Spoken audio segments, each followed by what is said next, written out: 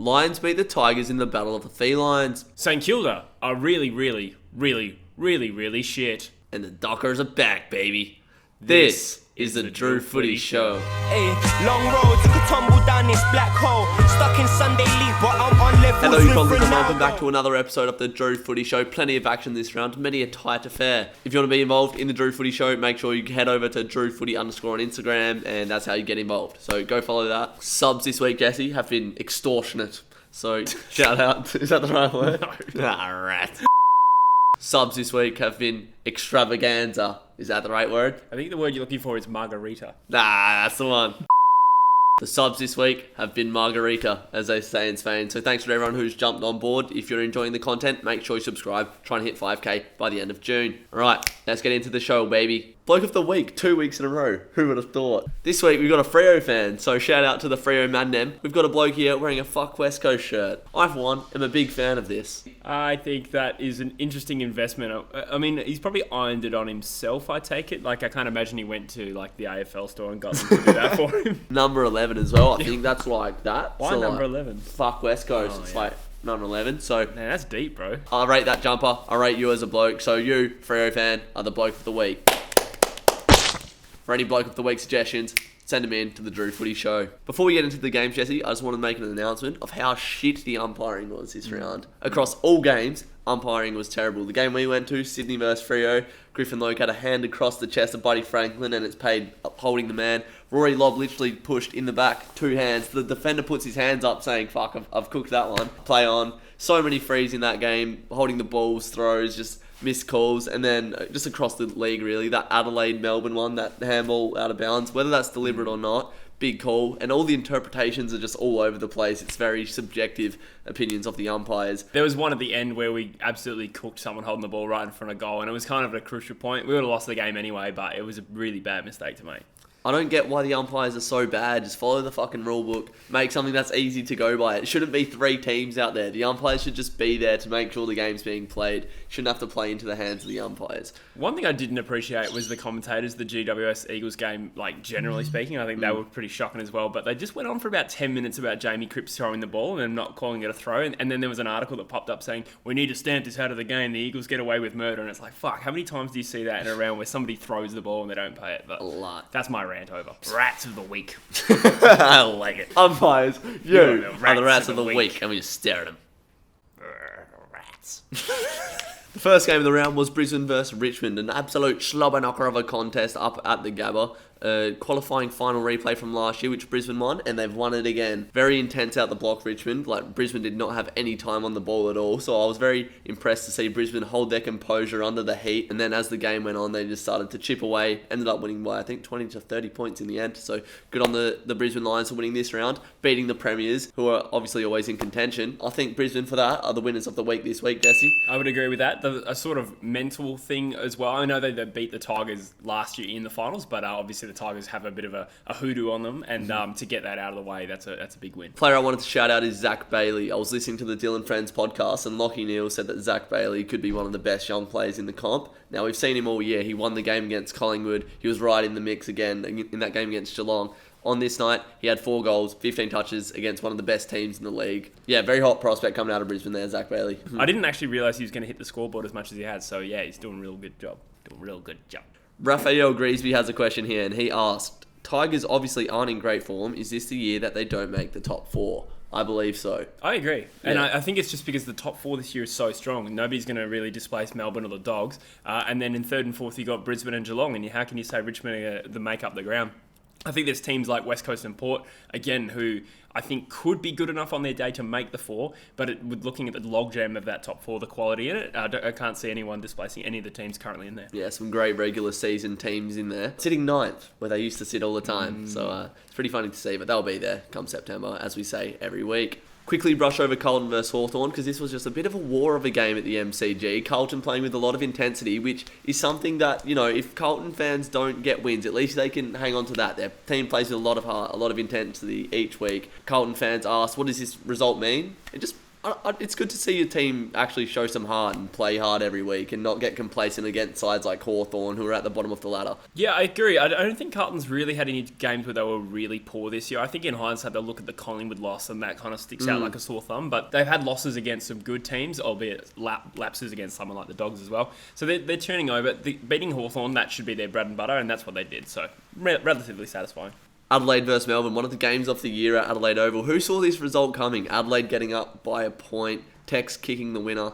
His fairy tale story season continues. Adelaide are another one of those sides. They don't have all the talent in the world, but they just play for the club. They play for the badge, and that's what won them the game here, playing with a lot of intensity. Melbourne didn't look like they got out of second or third gear. I'm not sure if they're just tired from winning all these games and they're a bit cooked, or if they just got complacent, but Adelaide showed up with a lot of fire, and it carried them across the line. Adelaide are one of those sides that can bring a challenge to any team. We saw what they did to Geelong in round one. I don't think it's an easy trip for anyone going to Adelaide over, let alone Melbourne, even the top side of the competition. So, I mean, we saw Clayton Oliver pull out one of the best individual games of any player this season, probably the best game of his career. So, you know, a couple of their Jets were getting it done, but yeah, tough opponent and probably unlucky. They conceded 3 goals in the last few minutes, so the game was there to be won. But yeah, who would have thought that Melbourne's undefeated run would come at the hands of Adelaide?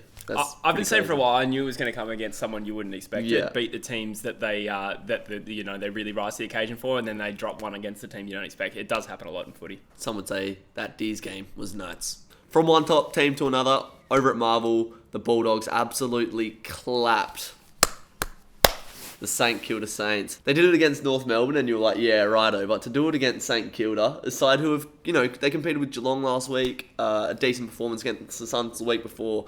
The Bulldogs just showed up and absolutely gave them some dick and cheese. The Bulldogs, they're looking unreal. McRae, 40 plus. Bontempelli, 4 goals, 25 plus as well. And Norton with 5 goals, 4 behinds. We don't care about Norton anyway. But the point I'm trying to make is the Dogs are just looking unreal. Bailey Dale having a great season as well. Just another player that's just playing unreal, who probably won't get enough credit in that star-studded side. But yeah, what do you make of the Bulldogs? Their ability to rip teams apart. It's one thing for a team to play shit against you, and some teams would coast to a 7-goal win, but the Dogs have several times this year have put the foot on the throat. They're looking scary. But absolutely heartless from St Kilda, to be honest. That's pathetic. St Kilda, you're the losers of the week this week. 100%. Absolutely terrible. No integrity. I mean, this side has all the talent needed to beat the Bulldogs, as we saw last year in the elimination final. Shows how far the Bulldogs have come in that time and how far the Saints have come in that time. So absolutely stinking times to be a St Kilda fan at the moment. And we got a question from the main man, Huntsman. He asks, is the Saints season over? I think it was over before this game, to be honest. Yeah. Their percentage was a question mark. There's probably 9 finals quality teams trying to squeeze into 8, and the 9th of that team is Richmond. I think St Kilda are behind the pack, behind that group as well, with Essendon and Fremantle probably looking more convincing to me, even Carlton to some extent. Their percentage is beyond pathetic now, so this season's over, absolutely. Me and Jesse went to the game Saturday night, Freo versus Sydney. Didn't know which way it was going to go after a very sombre 3 weeks for the Dockers. Classic Dockers, unpredictable, don't know who's going to show up, but the best Freo side showed up and proved me wrong. I tipped the Swans, and the Dockers got over the line by 2 points, baby.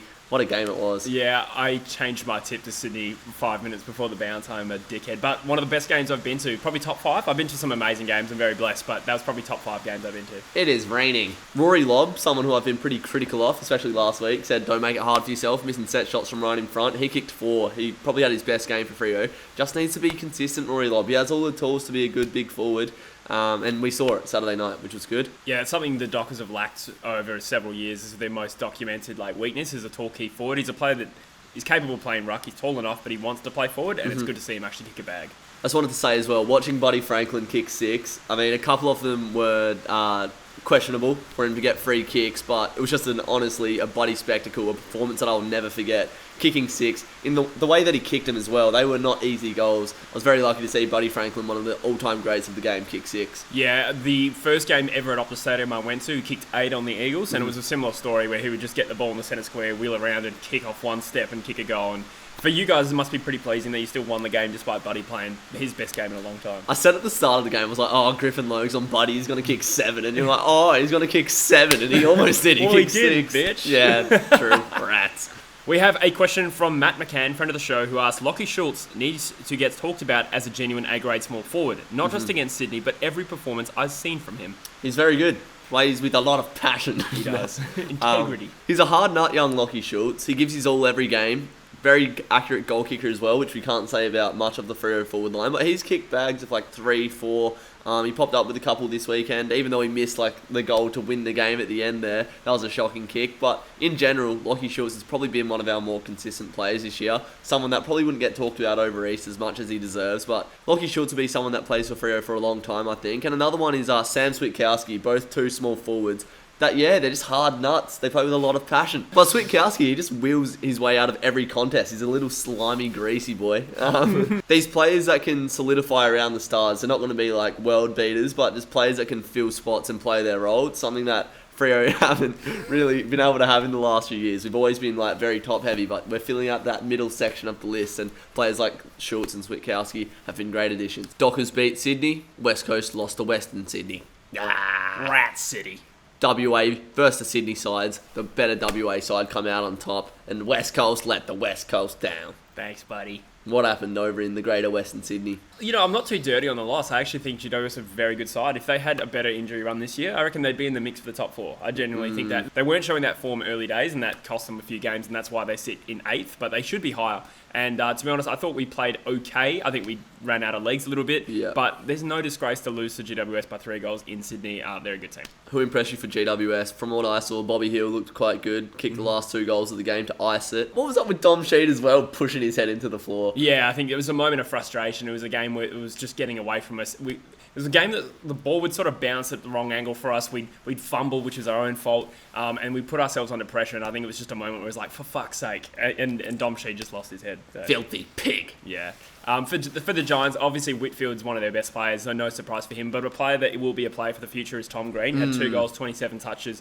He was a high draft pick, so no real surprise there. But he tore us up. Collingwood versus Port was a very scrappy game. It wasn't a high quality affair. Port started off very slow. Collingwood with one of their better halves from what I've seen this season. Port come through in the end, scrappy win, kicked away in the end, and then I think Collingwood got 2 towards the end as well to make it a 1-point game, but in the end, pretty average game of football. Someone I did want to shout out for Collingwood is Bo McCleary.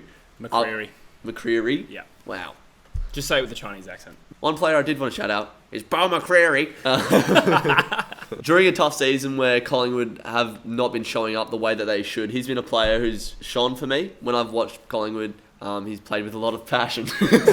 Intensity. Integrity. But no, he took that mark against Gold Coast when they lost at home, went back with the fight. He plays with his heart on his sleeve, and he was one of Collingwood's best. He's been in decent form this season when not many Collingwood players have. I think you summed up this game pretty perfectly on the DrewFooty story. You said that this was a frustrating game for both sides. Collingwood's so close to winning a game. They've put up a few good half games this year. I think they did a half a game against Sydney. I think they did it all right for a half against us, and we're in a winning position in this game and cooked it as well. So really frustrating for them. And then Port, obviously, anytime you only win by a point against Collingwood in a game you're highly fancied in, like that they should have higher expectations than that. So yeah, real nil-all draw this one. Yeah, I think Port's top 4 chances are gone, like literally really gone. Can you? Well, they have been in pretty average form. They haven't been like the scary Port side which they have been in previous years. That's fair to say. I agree. But they're only 1 win short of the 4. In fact, I think they're only percentage short of the 4. Okay. So I think they're in the mix, but their form at the moment does suggest that the Lions and Cats are comfortably better sides. And maybe as a biased Eagles fan, I think the Eagles are at least on Port's level at the moment. So you're right in that they're not stepping up, but they'll find another gear eventually. They're not a top 4 side in terms of best sides in the comp, though, are Not they? right now, no. Do you think the Dockers have a chance against them next week away in Adelaide? I am reluctant to.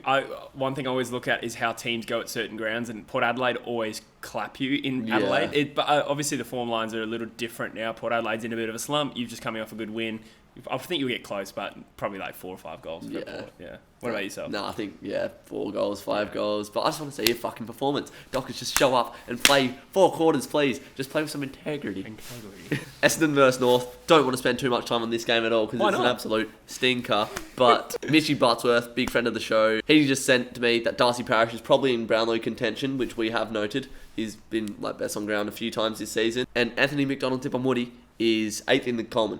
So, yeah, right. That's a big effort for a small forward. Exactly. Essendon have been playing well. Like the last month has been pretty good for Essendon. Couple wins on the trot now and a tough loss to GWS before that. Sorry. And on that good form, we've got a question. Do you think Essendon have a chance against the Eagles next week with this momentum? That's from Hazavanders. Yeah, I do. I think there's a seriously good chance they knock us off in Perth. I recall a 2018 game where we were just off and they just butchered us. So maybe there's a bit of PTSD working there. But it's not from a perspective of, the Eagles lost, we're probably going to lose at home next week. It's not that. Essendon have it in them to play at a really good level. And if they bring that, then with the current form the Eagles are in, I think they're vulnerable. I'll still tip the Eagles probably, but there is a stinky upset chance this week. That's going to wrap up this episode of the Drew Footy Show. Make sure you go follow DrewFooty_ to be involved next week. Any parting words? Thanks, buddies. Thanks, guys. See you in the next video. Subscribe.